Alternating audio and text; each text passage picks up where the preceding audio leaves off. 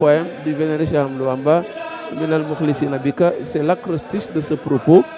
Et nous avons évoqué et traité les 6 premiers vers. Et il nous reste à aborder les 6 derniers, puisque Minal Mukhlisina Bika, Maddatu Lillahi Yadi, fait 12 vers.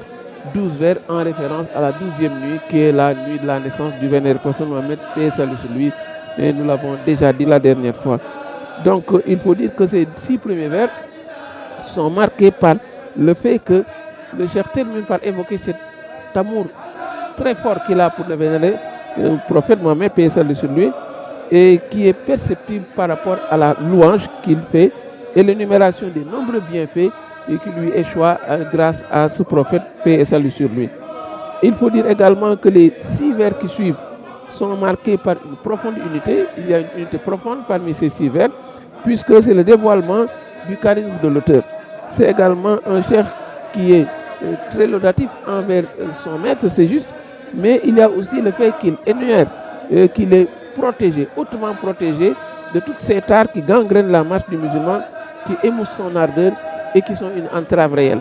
Voilà donc pour les 6 vers que nous allons aborder. Le 7e donc, qui est le premier, dit Lam yanuni kufrun wala fiskun wala shirkun wala ma'ajnubu taqawla wala un la qalami. Ne se dirige, dit-il, vers moi ni la mécréance, ni la transgression, ni le péché d'association, encore moins ceux qui incitent à prêcher le faux. Donc, Allah le Très-Haut est son bouclier redoutable qui empêche tous ces mots de l'atteindre, mais la chute du vers également, il faut faire un focus là-dessus. Il dit Wallahu an la qalami. Il dit que Allah agrée ma plume, Allah élève ma plume. C'est dire donc qu'il y a cette double facette, ce versant radieux d'un Seigneur qui est également là pour promouvoir, qui promeut, n'est-ce pas, son esclave. C'est également un aspect qu'il faut mettre en évidence. Le vers 8 dit Allah m'a pérennisé et les heures du temps ne me sont jamais défavorables. Il m'a procuré la meilleure provision, lui qui m'a pérennisé, lui qui m'a préservé des ténèbres et de la nuisance. Outre l'aspect de témoignage, de gratitude, on voit que Minal Mukhlisina Bika met à nu les nombreuses stars qui entravent la marche du musulman, et c'est le poète qui est en train d'alerter en mettant en évidence toutes ces tares. Évidemment, il alerte et c'est le meilleur diagnostic, c'est la meilleure manière de conscientiser les uns et les autres, les musulmans surtout, et de pouvoir échapper au traquenard de ces défauts-là. Regardez au plan lexical, c'est une richesse de termes qu'il évoque. Sur 3 vers, il parle de transgression qui est nocive, il parle de mécréance qui est funeste, il parle de péché d'association, il parle de ténèbres, il parle de nuisance. Tous ces termes vont dans le même sens, mais c'est pour clouer au pilori toutes ces tares, tous ces défauts, n'est-ce pas, qui sont là pour entraver la marche du musulman. Et il termine la chute du verset Khatiya Bidur Nazim. Le maître du trône, dit-il. Et le vers commence par Khatiya Bidur Nazim.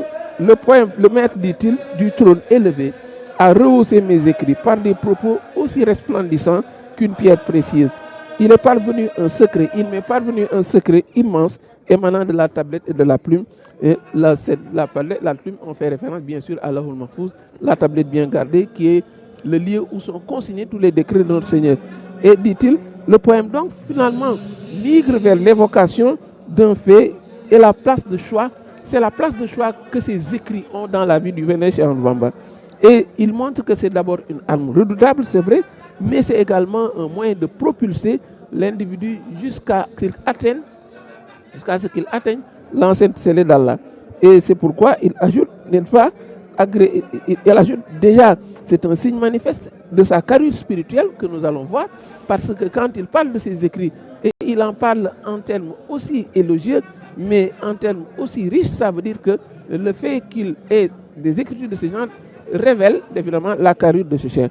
Les 3 derniers vers sont des vers de dévoilement, le 9e, le 10e, le 11e et le 12e.